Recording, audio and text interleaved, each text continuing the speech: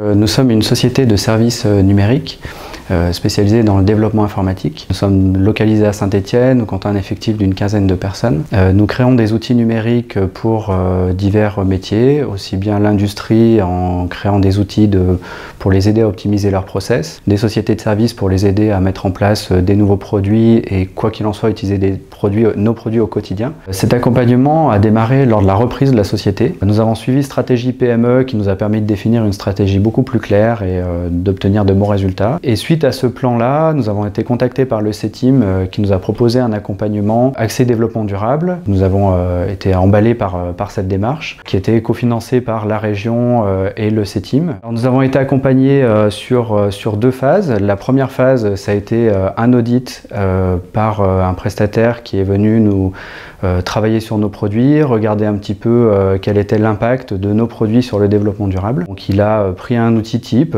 qui est pour les bornes de charge de véhicules électriques et il a étudié son impact en termes de consommation de batterie, consommation de processeurs, consommation de ressources. Il nous a attribué une première note de l'impact développement durable de notre produit. Nous avons une première note de 75 sur 100.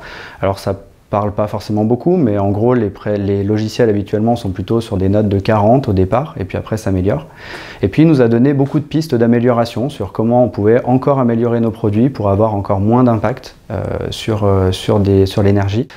L'éco-conception, c'est une nouvelle façon de voir le logiciel. Le développement, c'est du code informatique. Et ben parfois, à un petit détail près, finalement, le processeur a besoin de faire une opération ou d'en faire 2 ou 3.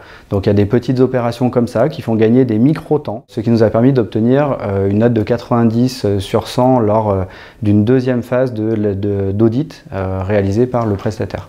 Ensuite, nous avons amélioré la partie serveur avec une meilleure communication entre le terminal de l'utilisateur et la partie serveur pour limiter cette fois les flux.